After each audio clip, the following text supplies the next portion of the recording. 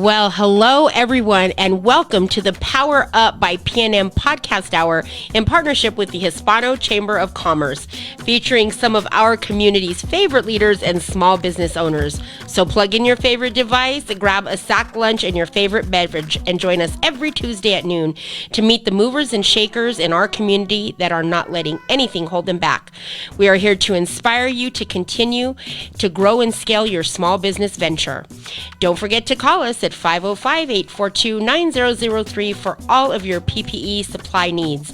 And for this podcast and any and all other information about the Hispano Chamber of Commerce, visit us at www.ahcnm.org/chamber chat. We'll give you another minute if you are joining us live.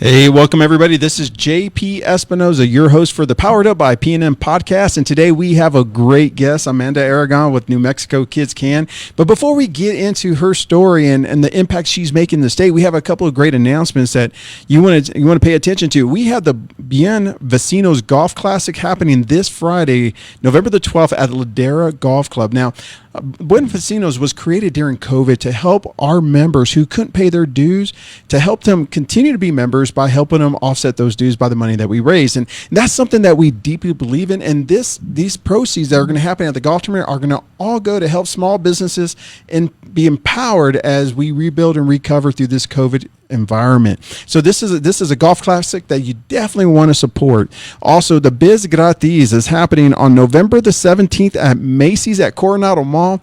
This is where you get to meet movers and shakers in the community. So if you're in need of meeting new connections as you continue to build your business, you're not going to miss the Biz Gratis happening on November 17th. The Hispano Chamber of Commerce is constantly doing something great in the community. You can go to our events page at Oh my gosh. See, yeah. We go to our website here at the Chamber. You know exactly where it's at. And it's ahcnm.org. Man, I totally messed that one up, and we're live. Sorry about that for our live listeners. And so if you go to our events page at the Chamber's website, you can look at all the great events that the Chamber is doing. Also, if you're in need of PPE supplies, the Chamber is your provider. If you contact the Chamber between 9 a.m. to 1 p.m. Monday through Friday, and you are a business under 50 employees, you operate within the Bernalillo County and the city limits of Albuquerque, and also you register online, we will be more than happy to provide your PPE supplies. So, and next week we're gonna have a great guest. We're gonna have Michelle Hernandez. She is our legal counsel right here at on our board, and she is brilliant and definitely not going to want to miss that. But today we have our special guest, Amanda Aragon. Welcome to the show, Amanda. Thank you. So excited to be here. We're so happy to have you. You're starting your new board position this November. I am. It's a very exciting time. Yeah, but it's not really new. This is your second time back on the board. Yeah, it's my boomerang trip to the board. The boomerang trip. Yeah, it's really, really fun. Oh, well, welcome to the board. We're so excited. Welcome back, rather. Thank you. Yeah, we're excited to have you. So, Amanda, you New Mexico Kidscan. Mm-hmm. So what exactly is New Mexico Kidscan? Yeah, so New Mexico Kidscan is a 501c3. It's a nonprofit organization. And we tell people what we are is a statewide education advocacy organization. Mm-hmm. And sometimes when I say that, I think maybe 50% of people are like, oh, yeah, I get that. And the other 50% are like, sounds good. Yeah. So what we really do is we look at statewide education policies and sometimes at the district level. But we try and focus on statewide policies. Right. Things like the budget, legislation, to see how we can influence those policies to be the best outcome for New Mexico students. We oftentimes find there's a lot of people at the table talking about a lot of issues, and we wanted to be the people at the table that are talking about one thing, what's best for New Mexico students. So that's really what we try and do. What's best for New Mexico students. And right now, New Mexico students need you more than ever before. So New Mexico Kidscan is about 3.5 years old now. We launched in 2018. And at that point, I thought, man, this is the hardest thing I could ever choose to do. Yeah. I felt like the crisis, and I don't use that word lightly. Sure. I do think the New Mexico education system is in a crisis. Wow. Is just made it so much worse. So before we were advocating for a system that I thought was underperforming, and now it's just like, holy We have so much work to do, and it's really going to take all of us to get it done. Now when you mentioned that we're in crisis because New Mexico just ranked number 51st.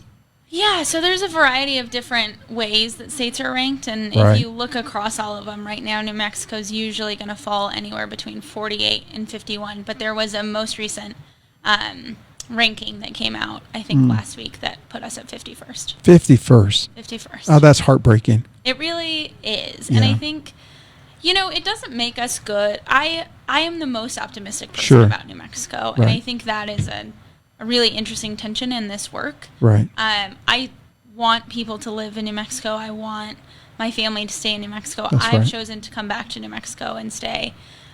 So I want to talk about the good things. Right. But I also think we have to talk about the things that aren't working. That's if we right. just pretend everything's fine and kind of wish away our problems, I don't think it's going to work for us. So it doesn't obviously make me happy at all to say, like, we are 51st. Right. But I also think we all have to acknowledge that so that we can say, okay, what are we going to do about it? Yeah, and you bring up such a good point because this is not just an educator standpoint or a parent standpoint. This is a community issue. Right. No, totally. Right.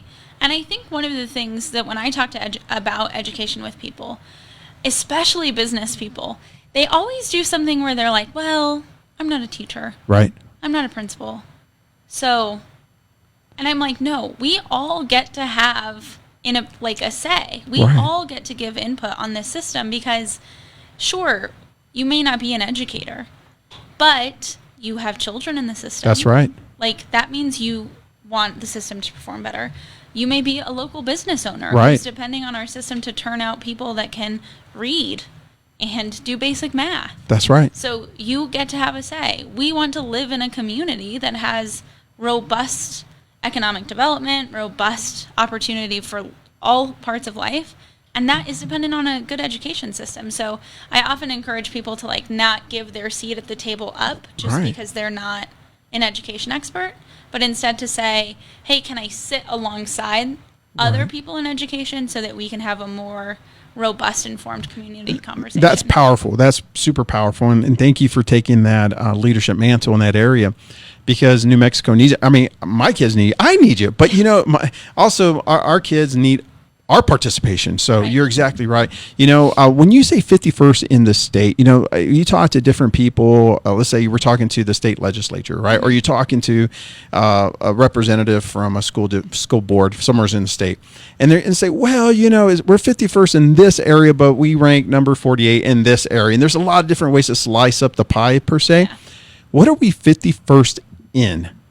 So it's mostly outcomes. So, the metrics that rank states are based on the actual outcomes the system Right. is putting out. So things like, not a lot of people know about this, but the real national ranking is composed of results from a test called the NAEP assessment, which is short for the National Assessment for Educational Progress. Right. That is an assessment.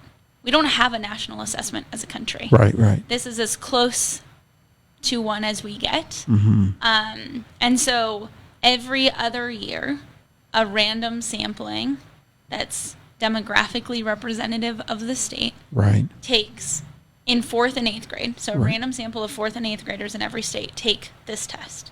And those results are really the key component in math and in reading Right. that determine our national ranking. Other things like graduation rates play a big role in that. And then there's, depending on which ranking you're looking at, there's other metrics, but those are kind of the core three. Yeah, that's so great thank you for defining that, because I think a lot of times as listeners we say, we're 51st, and we bash our educational system because we've been 50th or 51st. Thank God for Mississippi. I can't tell you how many times I've heard that. Oh yeah. Thank And God. it's really sad because Mississippi just shot past us. Is that right? In the last cycle of Yeah. the NAEP, Mississippi jumped so far ahead because they've been really, really intentional as a state about early reading. Right. And it proved out in the last NAEP result. So Mississippi we wish we were Mississippi right now. Right now, we wish we were I wish we Mississippi. were Mississippi. Come on now. Yeah, That's I know, a strong it's really statement. sad. Yeah. It's really sad. That's a strong statement. So you're bringing up some, and right now, education, school boards are like in the news everywhere, right? I don't want to get into the political aspect of that, but I guess this is a really good time for people to take interest in what's happening within their own school districts. Yeah, I mean, I would say it is imperative, right? Right. Like so a couple things have happened in New Mexico over the last few years, which I think are great. Mm-hmm. And one is that we moved school boards to align with bigger elections. Right. So here in Albuquerque, they aligned with the mayoral election. That's usually, they now align with municipal elections across the state. Before, they used to be these elections that happened in February. Mm-hmm. Like, no one knew. That Yeah, they like were 10 people happening. come out, right? Yeah. And so now it really does, in my opinion, give the community greater voice. Yeah. Because a school board is incredibly important to a local school system. And so it is, in my opinion, so important that, sure, I feel like everyone knows who they're going to vote for mayor. But do you know who you're going to vote for school board? And do you know why? Right. You know, there's oftentimes when I talk to people that, like, you don't have to like the same person that I like in the election, but you have to go vote. Like, Right. This is so important. And so just getting the public aware that school board elections happened in Albuquerque, but not just in Albuquerque, across the entire state last week, like, that's a big deal. And it could mean change for some districts, and it might not for others, but it is an interesting moment in time. You know, so I hear this all the time, right? They're saying, well, the educational system in New Mexico is real, is busted and is broken, and we need more money. But I hear other people in the community tell me we're flush with money. We have plenty of money. Like, I'm confused. So is it because of policy? Is it because perhaps leadership? Or is it because we just don't have the funding? I don't think it's a funding issue. Gotcha. I think funding is incredibly important in education. You'll never hear me or New Mexico Kidscan pretend that money doesn't matter. Money does matter. Right. New Mexico has done a really tremendous job, especially over the last few years, of funding education. Our state budget has increased in education pretty dramatically over the last 4 years. We now have $1.6 billion in federal funding coming to New Mexico public schools through COVID relief funds. Wow. $1.6 billion. That's a lot of money. Just for like relative information, the education budget last year was $3.45 billion. Wow. So almost half of the annual budget we're getting in extra funds to spend over the next few years. That's a lot of money. And so equally as important, we say, like, the appropriation matters, the amount of money you give, but the allocation matters. Mm-hmm. How you're spending that money, where those resources are going, and what those resources are creating on the outcome side is the more important conversation that I think is overlooked very often. That's good. So we know we don't have a money problem here in New Mexico. So where does the problems live? Why do we continue to rank 48, 50, 51st? Yeah, I mean, I think it's a little bit twofold, and it is in some ways a policy problem. Sure. Right? I have a long list of policies that I think would make it better. But it really, like so many of our problems in New Mexico, I think it's a belief problem. Come on now. I think we have gotten very used to being at the bottom. Yeah, that's not good. Yeah. I think we feel, for those of us that have been successful in spite of the system, we feel like, well, I made it through okay, so it can't be that bad, right? Like, I have a good job, I've started a business, so, like, the education system can't be that bad. It must just be something that people are saying. Sure.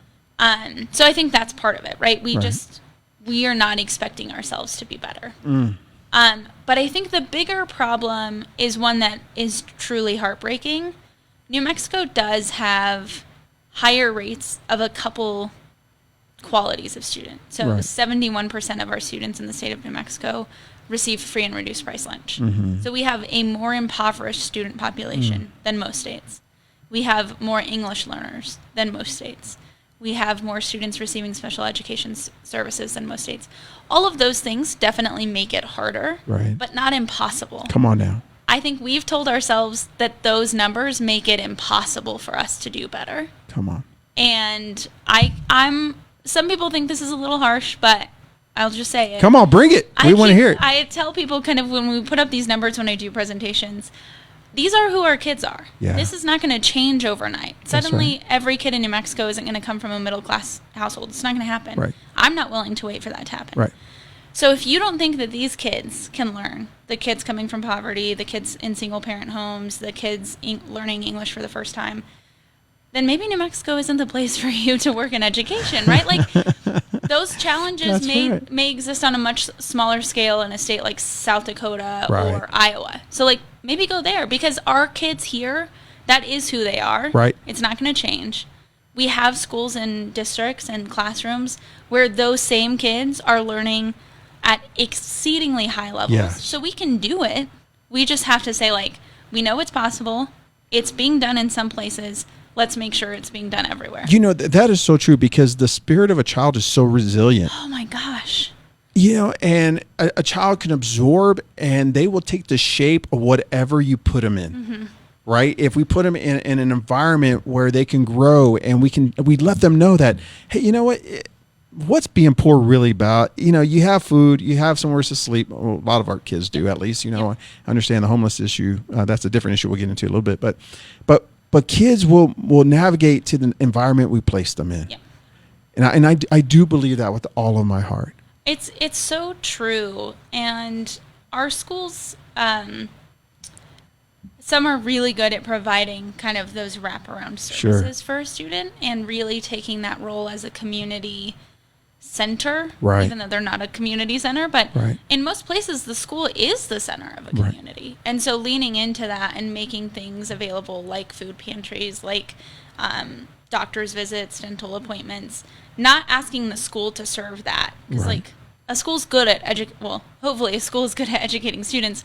They're not good at running a food pantry. They're not good at all of these other things, and we shouldn't ask them to. But what we should do is connect them with community partners who can come into that community space that's already been created and say, hey, how can we help the students here and their families? Is that being done now? Yeah, I mean, I think so Albuquerque Public Schools has a lot of community schools. They operate some of those community service in the schools. There's a charter school that you may have heard of, Mission Achievement and Success. They run dental clinics for their students and families. There's another charter school here off Bridge and Goff that is offering mental health services, not just to students, but their families as well.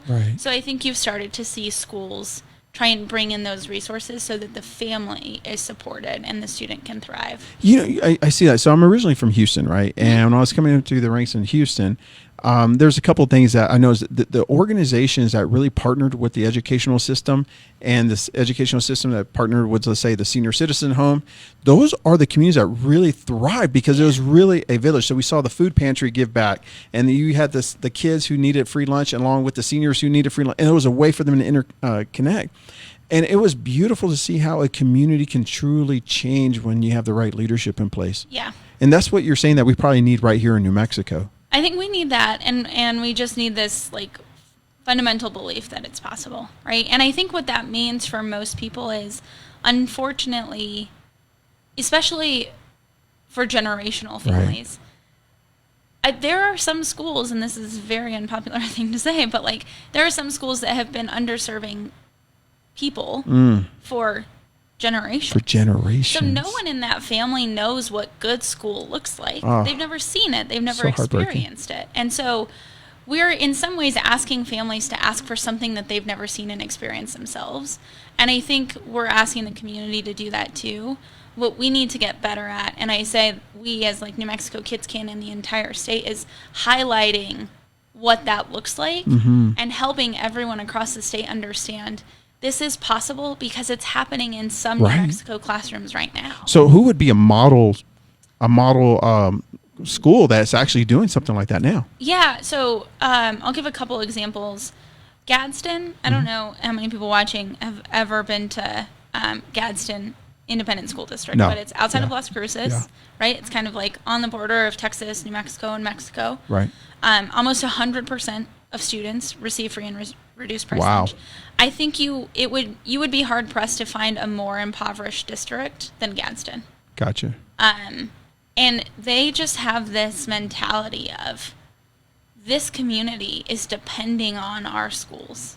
So we have to deliver. We have to. See, that's, and that's it. They're not the best performing district in the state, but they are one of the fastest growing. See, that's what we need. Our kids are dependent on it. We need that leadership. Hey, listen, we're going to go to commercial break. And when we come back, I want to talk about a topic that I think is important to you, from what I understand, is charter schools and why they're important here in the state. Okay. I love that. So let's go to commercial break. New Mexico has long been a land of potential. We could be this. We might do that someday. For renewable, affordable energy, someday is today. The PNM parent company is merging with Avangrid, a national leader in clean energy. We'll continue to invest in technology and energy infrastructure benefiting the state. We'll make 100% carbon-free energy by 2040 possible, while keeping bills affordable. New Mexico is more than a land of dreamers. We're doers. Just like that PNM commercial said, we are doers. We're not just dreamers. And we have a doer right here sitting at the table, Amanda Aragon with New Mexico Kidscan. And she has just been dropping some wisdom on us in areas of why our educational situation at the state, where we are and why we're there and how we can change it. So we were talking about, before we went into commercial break, we were talking about some examples of really great school districts. You mentioned one down near Las Cruces. What's the other? Yeah, so Gallup has been incredible. Yeah. They've been on an incredible growth trajectory over the last, let's say, 5 years. Farmington, which I know not everyone thinks of as a very diverse community, but I lived in Farmington. It's a lot more diverse than we think it is. Right. They've also shown tremendous growth over the last 5 years. So I like those three districts because they're very different communities, right? They're so different. They've all found their own path to creating educational excellence. None of them are the best. Mm-hmm. I know you mentioned your kiddos are Rio Rancho students. Right. I graduated from Rio Rancho High. Yeah. So I'm a very proud Rio Rancho Public Schools graduate. Right. That said, had we run the state assessment 2 years ago, I think Farmington would have topped Rio Rancho. Is that right? Yep. Yeah. And that, I think, would have been cool. I'm not proud of that I'm a graduate of Rio Rancho standpoint, but I think it would have made everyone in New Mexico go, really? That's so important, right? Yeah. Like, because Rio Rancho's been touted as. Oh, we love to say we're just the best public school district after Los Alamos. But Right. Well, that's one of the reasons why I moved out to Rio Rancho. Yeah, it was for that one reason, and so it just made sense for our family. But yeah, no, especially my little one, she started in kindergarten, she's gone all the way. She's in 6th grade now. But you're exactly right. But if Farmington would have topped that list, I think it would have made people think. Well, it made Rio Rancho say, okay, what do we need to do to level up? Exactly. And that would have created a chain reaction of other school districts saying, hey, you know what? We can compete in this race. Well, and no shade to Rio Rancho. Sure. But doesn't that happen sometimes in business and in competition? You bet. Where you're the best for so long, you get a little comfortable. You maybe aren't putting in that full continuous improvement mentality that you need to every day. And I think that might have been a wake-up call for the district. Hey, so let's switch gears a little bit. Yeah. Let's talk about a big debate out in the community, charter schools versus no charter schools.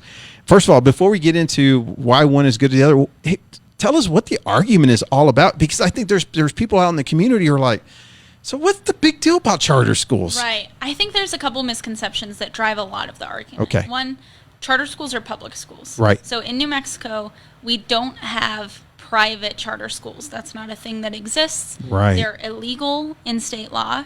So every charter school is a public school. Gotcha. So that usually is one thing that people will say, I don't think there should be private charter schools. Mm-hmm. There's not in New Mexico. Not. They're all public. And then the second thing is this idea that they're pulling resources away from the district. Right. And I understand that argument. I understand that when a child moves from a traditional district school to a charter school, that district then gets less money and that charter school gets more money. Right. And maybe that sounds bad. Right. But in New Mexico, we fund students. Come on now. We allocate money based on the need of a student. That's right. So I don't care which system gets the money. That's right. I care that when a kid walks into a school building, that school is getting the money that they need to educate that child. That's what the student deserves, and that's what their family deserves. So, to me, it's not a bad thing. It's, a family should get to choose which school works for them. So the people who are saying I'm against charter schools, basically the argument is that, hey, we don't want to take money away from the school district by funneling it to a charter school. Yep. That's the primary argument. That and that they think they're private. And they think they're private, but we just squashed that. That's not true. So yes. Okay. So then you're right. The next argument becomes So that becomes a private one. And so the other one's just an educational standpoint. So you just got to educate. So they're all public schools. And I would just want to call out and listen, I'm all about parents making whatever choice they think is right That's for their right, kid. yeah. If that's the traditional district school in your neighborhood, Right. usually for especially people in the community that have certain amounts of access, you usually buy, the real estate agents are really good at saying, hey, this house is in this school district Right. and this house isn't. And people that buy homes are very accustomed to knowing I'm going to buy a home in a good school That's district. right. That is a form of choice. Right. But it's not one that exists for everyone. Not every family can buy a house in a good school district. That's true. And so we think of charter schools as a really good way to provide that choice for every family, Right. regardless of where they live. That's so good. You make such a great point. Thank God I was in a position where we get to choose. Yeah. Right. But as a kid, I grew up so poor. Right. So my wife and I, we were so dirt poor. We didn't have a choice. That was the only school that was the only educational system that Right. we had available to us. You're exactly right. So how do we improve those people who perhaps this school is underperforming? Yep. And then we bring in another school who can probably give that person a better opportunity. Yeah, and I think so. This is like a more nuanced argument, right? Okay. There are people that will say to that exact scenario. So if everyone leaves the traditional district, Right. then is this traditional district school ever going to get better? And that I understand. That is Right. a tension that I would be happy to have like a deep conversation about. But the thing that I'm not willing to do is ask a parent to like sacrifice their kid to Come wait. on. That's what I'm talking Right? about. Like, You can't do no that. parent is going to be like, yeah, cool. And unfortunately, sometimes the people that are having that conversation are people that moved into a really good school district or send their kids to private school. So I'm like, it's not fair for you to It is ask not other fair. families to make a sacrifice that you weren't willing to make for your own child. And it's the responsibility of that school to level up. Exactly. It really is. And I don't think we should treat the education system like a business. It's a public good. It's different than a business. But I do think that, and this is where I think charter schools do a really great job. They do a really great job in lots of ways. But one way is like, they don't exist without students. If they don't have enrollment, they close. Right. That's not the same story necessarily for a traditional district school. So charter schools are really focused on what do we need to do to appeal to students and families? What is the value that we bring that isn't currently being met by the system? And they work to make sure that they're getting students. That's so and I good. think our traditional districts sometimes get so caught up in just like operating a big system that they Right. forget, hey, you gotta tell families why they should choose your schools. That's right. No, I agree with that 100%. Yeah. And I love that concept because it makes everything a playing field where people can grow and expand. And that's really what we're looking for. Hey, let's talk about some big issues facing New Mexico. What's going to happen if we don't change? I mean, I just think it's detrimental, right? And we're seeing it every day, and maybe we don't see it as profoundly as we need to, but I talk to people in economic development fairly often. Yeah. I think we'd be kidding ourselves to believe that companies aren't looking at educational performance They when they are. choose a place to relocate. You bet you they are. And so it's a problem, Yeah. right? It is a big problem if we want to bring bigger companies here, if we want local companies to choose to stay here and grow here instead of relocating to Palo Alto or Dallas or Austin when they get bigger. They need to know that this is a city and a state that can provide for not just their business, but for the families of their employees, which includes a healthy, thriving school system. It's interesting. So you say that because there's two people in my personal network where literally early next year they're leaving because their kids are going into elementary school and they refuse to put them into the school system. And what's really tragic about that is that these two families, they're professionals, they're physicians, it's so sad because New Mexico's really losing some treasures. Yeah. And I think, it's tough for me because the people can make great decisions here. It does require a lot of work, and I recognize that that's not an option for every family. But my favorite thing to do is talk to parents and say, like, what are you looking for out of a school? Like, what is it that your child isn't getting enough of? What would you like to see different? And then trying to find the right school. And so that is to say, for everyone who is staying here and choosing to be in New Mexico, I do hope that with the right supports, they can find something that works for their children. Right. But the reality is, like, that system needs to work for every family, regardless of if they have the ability to call me and have a 2-hour conversation. Well, at the end of the day, and even, I'm constantly looking at the educational system for my own kids because they're both in public schools, right?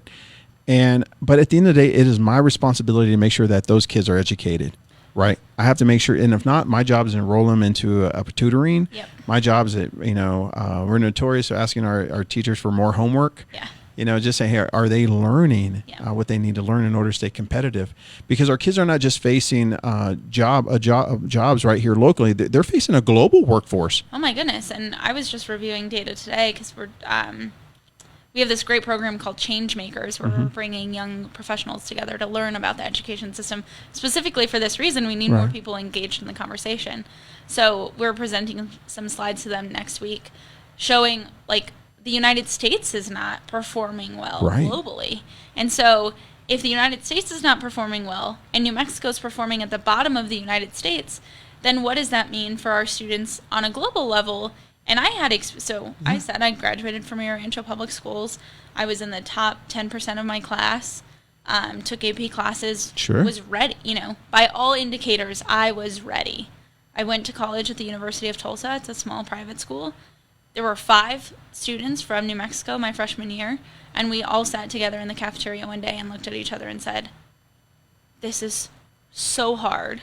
We feel so out of our league. Wow. And then we asked our other students, like, hey, are you guys struggling? And they all said, like, meh, like it's harder, but it doesn't feel impossible. And all of us were like, oh.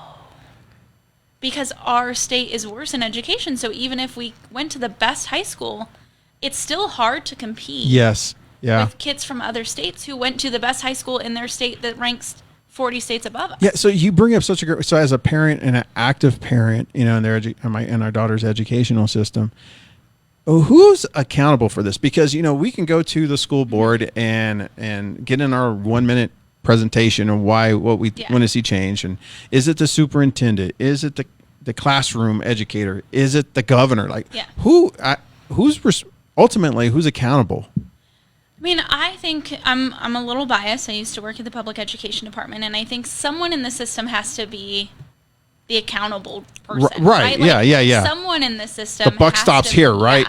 And usually that would be the state education agency, which is what most states call their public education department. And so, but like it's a form of leadership, right? You see it. Someone has to be willing to say either the Secretary of Education, the superintendent, the principal, or the teacher to say, like, the buck stops here. Right. I think it is probably, in my opinion, the most natural role for the state to play. Right. So that everyone else in the system can kind of work to grow the culture of their district or their school or their classroom. But someone, like right now, I think the biggest struggle we have in education in New Mexico is we're not measuring anything right now. We don't have any statewide data on how the system's performing. So you can't do anything without data. You can't incentivize the people that are getting great results. You can't support the people that aren't getting it done, not by blaming and shaming them, but by giving them support. Tailored professional development, opportunities for more learning to get better, mentorships. If you don't know how the system is performing, we revert to treating everyone kind of the same. Right. And that doesn't work out for students. It doesn't work out for teachers. No. It doesn't work out for schools. It doesn't work out for anyone. Hey, so look, tell me a little bit about this, and then we'll go to commercial break after this one more time. Why are we seeing so many teachers leave their job posts? Yeah. It is a question that I think you could find 100 different answers to. I think our educators are an aging workforce. Yeah. So this is going to continue to be a problem. If you look at the enrollment at some of our colleges and universities across the state, enrollment in education programs is at an all-time low. So we may only be graduating 10 new teachers a year from the University of New Mexico. Wow. That's not going to cut it. No. So we've got to create, but if I think of someone like myself, and I know I'm not like as young as I like to think I am, but if you ask current college students, like, do you want to be locked into one career Right. forever? Right. They're probably going to say no. Right. And that's kind of what we ask educators. Like, you're going to be trained for this very specific job. There's not a lot of mobility Right. in that job. The only real career ladder is to become a principal. Right. And if you're a teacher, you probably don't want to become a principal. Yeah. Right? Like, you want to stay in your classroom. Right. But you can't there's no career ladder to stay in the classroom.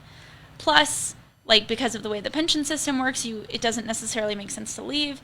So it's a lot of commitment for a whole long-term career. And I think people coming out of college now want a lot of options. Right. They don't want to be locked They into do. one.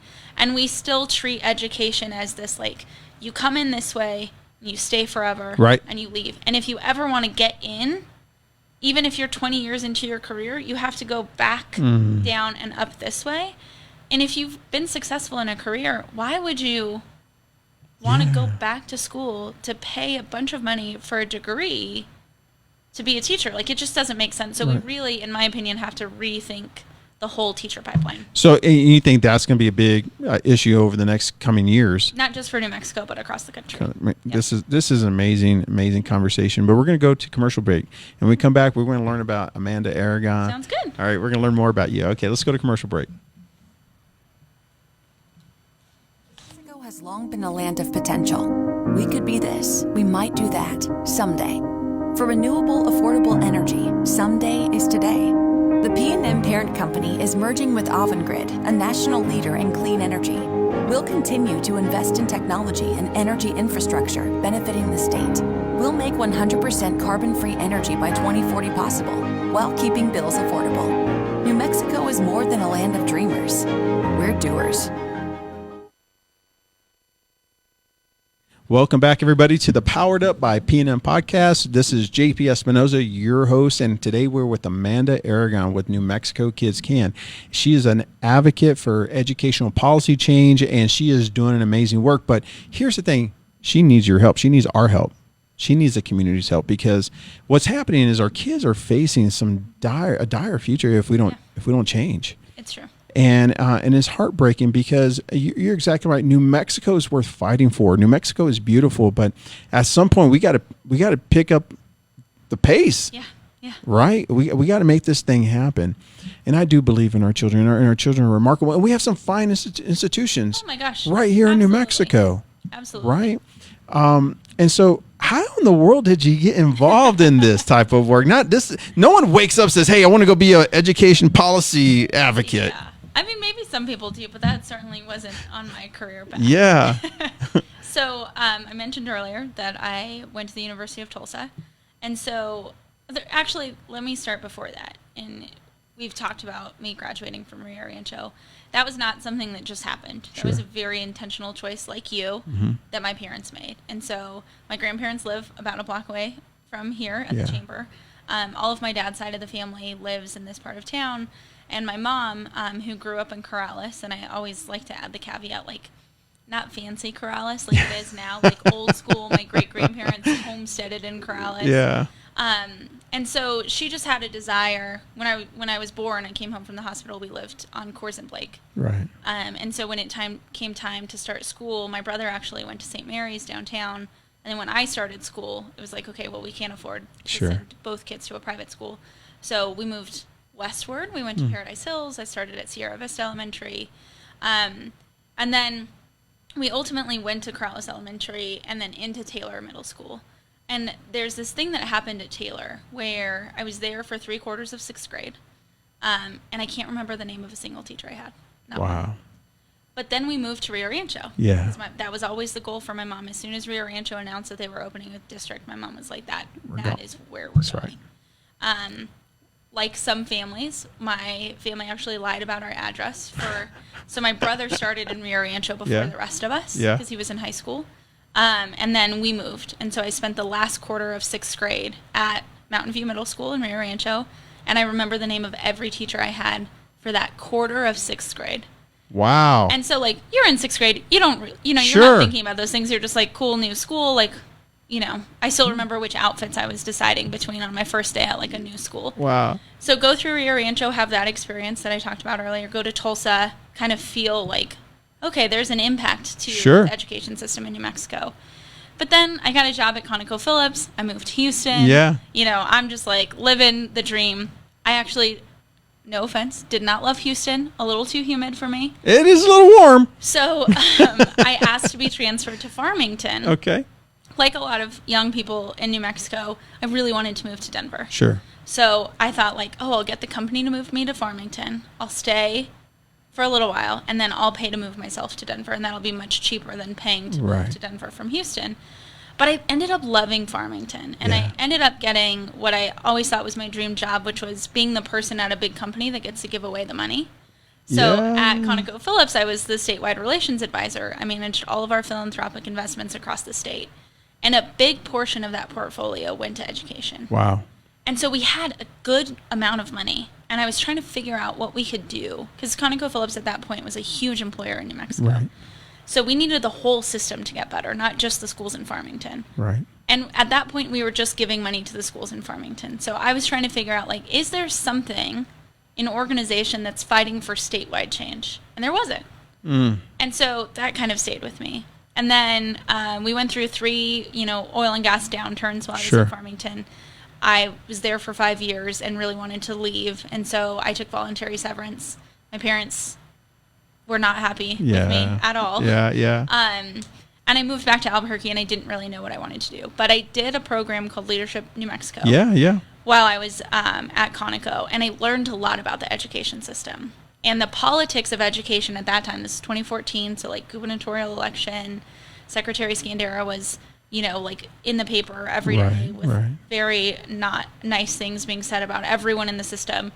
I just became obsessed with it. Yeah. Like, as a New Mexican, I was like, education is this thing that we're fighting about? Yeah. Like, this just doesn't make sense to me. So I became really obsessed. So when I left Conoco, someone from the public education department called and said, hey, we know you've been, like, following along. Do you want to come work here? And I said, absolutely not. I already worked for a big oil and gas company. If I go work at the public education department at that point in, like, the political world, I'll never get a job in New Mexico ever again. People will hate me. Yeah. But they convinced me to come in for an interview. I fell in love with the team, fell in love with the work that we were doing, and then, so after a year at the public education department, I was like, oh, we don't have enough community. Sure. We got to get more people involved in this work. And so I started thinking about doing New Mexico Kidscan, did a fellowship, launched it 2 years later. So is New Mexico Kidscan your baby? Did you launch that? I did. Yeah, so I'm the founding executive director. Come on now. Yeah. Congratulations. Thank We're so you. proud of you. And thank you for the work that you're doing. I appreciate it. Yeah, that's huge. Thanks. So let me ask you, what do you need from the business community, from our members to support, not just you, but support our kids? Yeah. I mean, I think we all have to be more involved in the conversation, right? We can't, these are hard conversations, and unfortunately, the politics of education are really ugly. I said this last week at Economic Forum. When I did oil and gas policy, I thought that was probably the worst of politics. It doesn't compare to the politics of education. It's that bad, huh? It's really bad. And so I think we need to lean into those hard conversations, right? We need to all come to the table and say, we all have the same goal here. Sure we do. We want the education system in New Mexico to be better. So how can I use my voice to advance the system? Yeah. I think it's easy for us, and we should all do this. Like, it's easy for us to do a school supply drive. It's easy for us to do, not easy. Actually, it takes a lot of effort to do those things. I don't want to undermine that. But they're not making the system. Our system needs systemic change. Come on now. Not necessarily just food banks and school supply drives. We need to be able to do both. So let me position. I think as a parent or as a citizen, sometimes I think, I don't know if my voice will even be heard. Should I even voice it? Yeah. What good would it do? So a lot of times people just stay quiet. Yeah. How important is that voice? It's so important. I mean, especially when it comes to legislative policy, Sure. right? And I understand the business community especially is stuck, right? Because we oftentimes feel like we can only make one call to a legislator. Right. So are you going to use it for your business? Right. Everyone is saving their one call for when they really need it. I call them blue chips, right? You only got so many, right? And so sometimes I'm like, but I need you to use it on education. And people are like, are you nuts? Like, I have to use it for my business. And I understand that tension. I do think especially one thing that can make an impact and hopefully doesn't make the business community feel so strapped during legislative session to use their chips on something that maybe isn't their primary responsibility, is to have those conversations with legislators and community leaders outside of legislative session, right? So maybe you can't use your blue chip on an education policy during session, but you can use that time with a legislator, a community leader, a superintendent, a principal during non-intense times to say, hey, what are we doing about this problem? Wow. Amanda, you are bringing up such amazing points. And unfortunately, we only have a few minutes on the show. But I think this is much more than an hour conversation, right? This has to deal with, like you said, systemic change. Mm-hmm. In order for to move something from a systemic standpoint, oh my God, it's going to take a huge amount of inertia. I mean, it's going to take a lot of effort, a lot of people participating. How can they learn more about you and New Mexico Kidscan? Yeah, so you can find us online. Okay. Our website is nmkidscan.org. Yeah. One thing that I always refer people to is at the top there's a menu bar called Tools and Resources. You betcha. And we have a report. It's outdated because we put it out when we launched, but we don't have a bunch of new data right now anyway.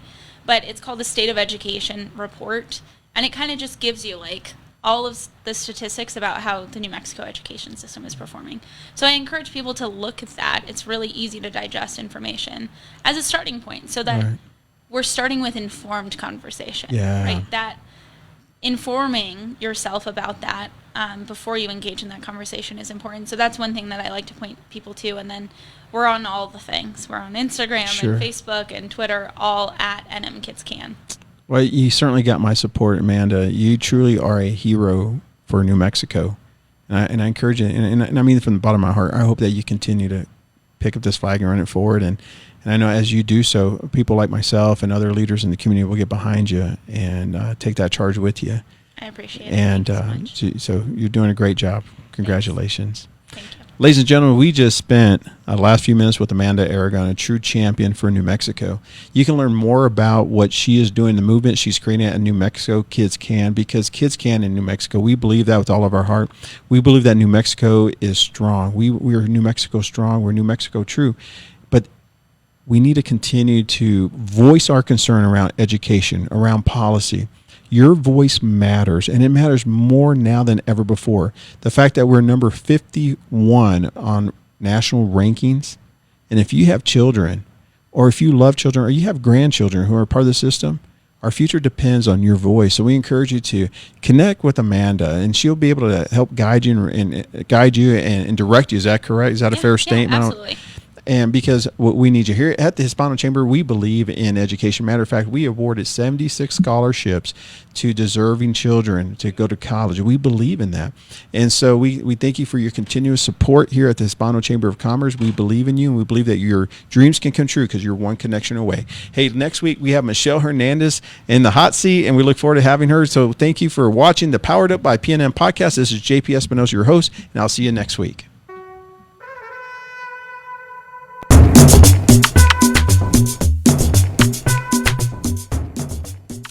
Thank you, everyone, for joining us today for the Power Up by PNM podcast hour in partnership with the Hispano Chamber of Commerce. And again, a big shout out to our sponsor, the folks at PNM, who help keep your businesses energy efficient. Don't forget to join us every Tuesday at noon to hear from those in the community that are moving us forward. And for more information about the Albuquerque Hispano Chamber of Commerce, call us at 842-9003 or visit us online for more information at www.ahcnm.org. And to replay this podcast, add a /chamber chat.